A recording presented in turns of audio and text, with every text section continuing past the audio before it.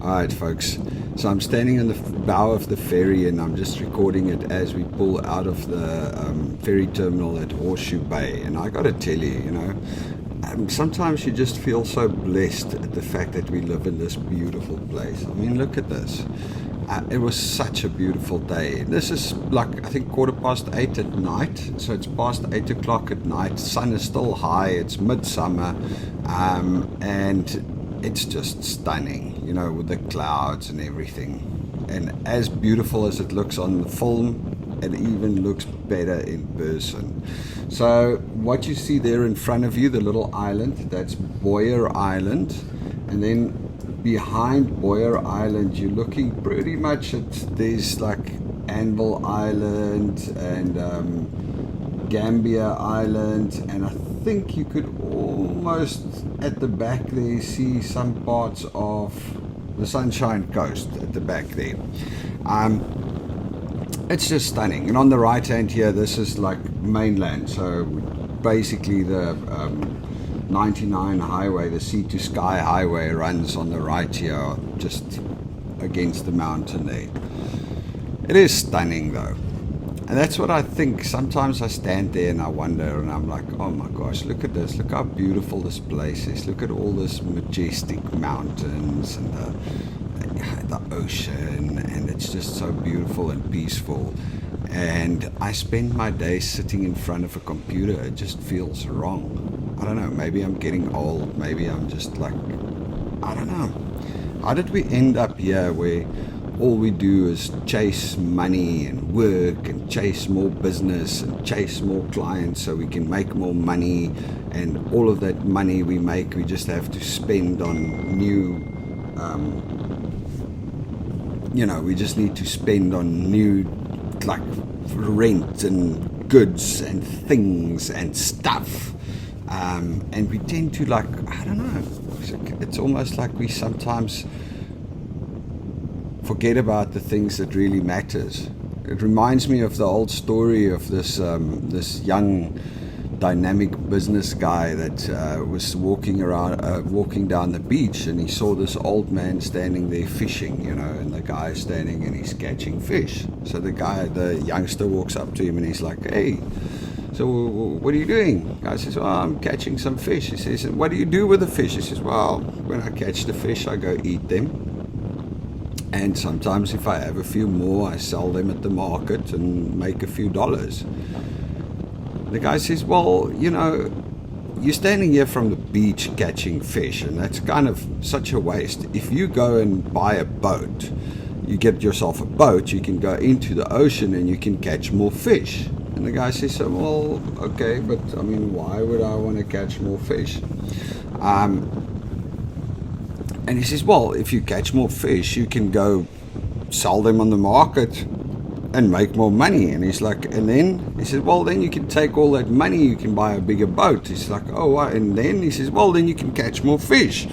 Like, oh, okay. And then he says, well, and then you can make more money and you can buy another boat, and eventually you can have a whole fleet of boats and you can make a lot of money and you can be rich. And the guy says, and then he says, and then you can do just whatever you want. So what is it that you want to do? And the old man says, well, I want to fish. So, why would I go through all of that trouble to become rich and have all the boats if all I really want to do is fish? And that's what I'm doing right now. I'm pretty sure I butchered the story, but you get the gist of it. It's sometimes I think about that. Well, oftentimes lately I think about that. It was also in South Africa when me and Belinda went on our honeymoon. We drove up the coast of Mozambique. Well, we were on our honeymoon in Mauritius, and when we came back, we went on, like, I guess almost a second honeymoon, camping up the coast of Mozambique. And we got to this place a couple of 100 kilometers above Shai, in the middle of nowhere. There's this big, beautiful golden beaches. There's absolutely nobody there. And there was this guy it's like a restaurant. So it's a camp site and a restaurant. So we drove up there, we go camp and rent a place. I think it was like 40 Rand a night. I mean, it was nothing. Cheap. and all he had is a couple of campsites, and he had communal showers and communal toilets, and then he had a little restaurant with a pool table and a bar, and then him and his family lived on top of the restaurant. They had their house above the restaurant, but it's right next to the beach. So in other words, you walk from the campsite across a little sand road, and then you're basically on the beach. Anyway, long story short, so I'm sitting there. So this is Bowen Island on the right here, and that there in front of us is Passage Island, I think. Yeah, Passage Island, the little one there in front. Any which way, so let me finish my story. So we go out there, we camp and we spend our time on the beach, and the one night we go into the little pub and the pool table, and I meet the actual owner there, this dude, and he used to be a mine captain in South Africa, and he retired, and he bought this piece of land and he built the campsites and everything. So have a few beers and start talking. In those days, I mean, I was still all about business and working and making money and all of that stuff, you know. So I start giving him advice, my smart Santon marketing guy. I'm like, well, you know what you should do is just upgrade your showers a little bit, you know, make them individualized and and put up a few more bathrooms and do this at the camp, and then you could easily charge 250 Rand instead of 40 Rand. You can easily make that, and then up on the hill there you can put a few bungalows, and you know, it's like all this plans for his site. So he listens to me and he goes, you know what, I don't think I'll do it. And I'm like, what do you mean? And he's like, well, you see, I used to be a mine captain. I made my money. I retired. I bought this place. And the only reason I made a campsite is because I enjoy it when people come and visit me. I don't see you guys as campers or clients. I see you as friends that come and visit, and the only reason I'm actually charging for it is because I need to have a little bit of money to cover the running cost, and 40 Rand a night is more than enough to cover that. So I really don't want to upgrade anything. I'm quite happy with the way it is. I don't want to make it bigger because I don't want more people here, because then I don't get to spend time with everybody that comes here, and you know, that's that. Different philosophy, right? But nowadays I'm starting to understand it. Oh, check it this. So on the left here, that's a little tugboat. That's all like floating wood. So those are a bunch of tree stumps. Look at our tiny little boat there in front as compared to that.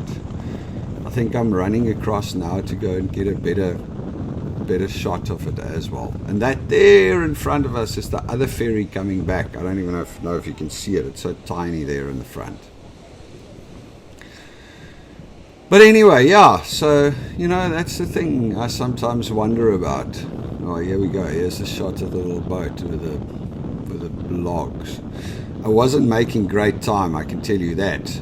But it's got quite a wall there. It's pulling all these giant trees floating in the ocean.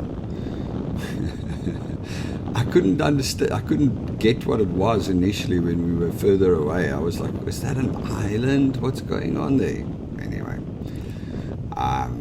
yeah. But anyway, like I said, the sad situation though is that these days you kind of have to be on this hamster wheel just to afford to.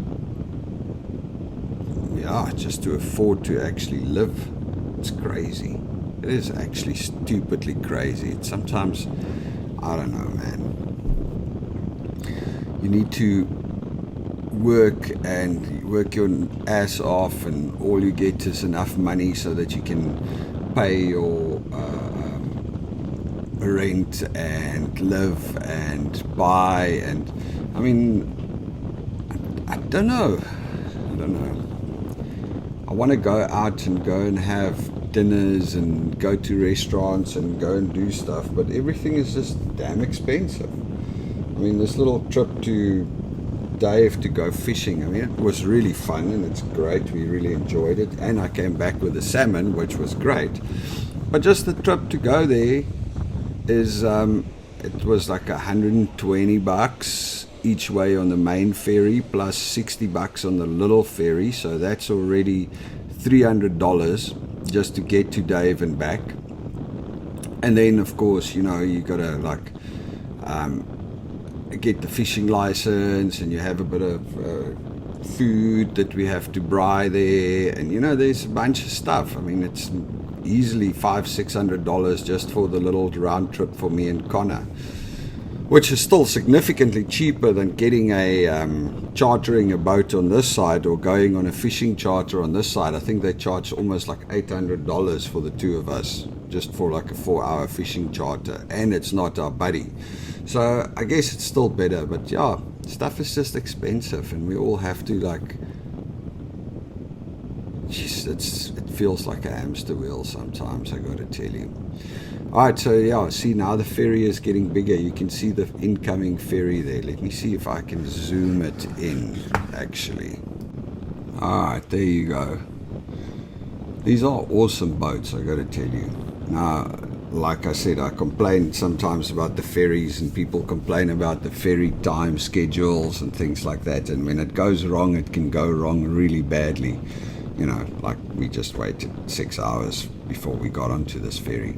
But it is still phenomenal.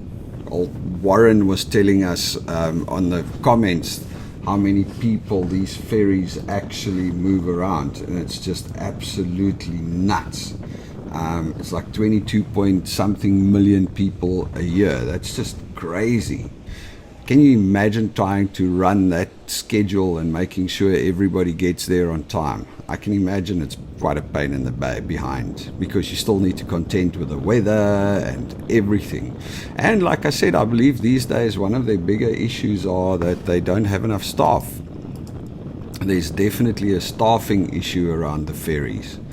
So there it's going past Passage Island. It's stunning. Anyway, yeah, there's definitely a staffing issue with the ferries. Well, with everything, with lots of things, there's like, and it's not the, you know, it's not the marketing managers that are short. It's the guys that do the actual work. Although I think it's starting to get balanced out now again.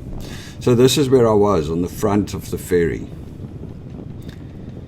I wasn't warm, I can tell you. It was a cool weekend last weekend. It wasn't like super warm. Now it's full summer, I think. Sorry, yeah, I'm narrating this afterwards.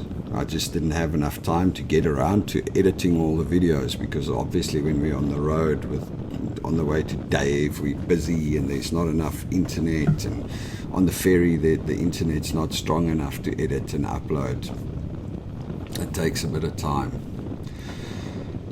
Anyway, right, like I was saying, back to my original thoughts.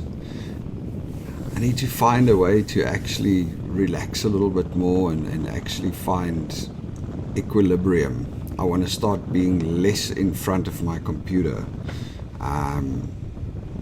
because it's just like, man, I'm getting like office worker ass, I think, because just sitting down the whole day and just like working and stuff on the computer, and you just kind of get into this groove, which I'm not always sure about. But I suppose for now it is what it is. There's only one way to do it, and that's to actually start doing it. To actually get up and start going out and start. Maybe I should put like a limit on the amount of time in front of the computer. Limit my screen time as such, you know, and actually start getting out there and doing things, doing different things. You know that I haven't actually been on Bowen Island yet. I haven't actually been to the Granville Market yet. That's just absurd. I mean, it's just, we've been in Vancouver for over 3.5 years and I haven't actually done that yet. So I think I need to start making some changes here. Get myself going, because this is stupid. Anyway, we're getting closer towards the end of this video. Hope you guys enjoyed it. Hope my musings didn't bore you too much. I think a lot of people feel like I do. Cheers.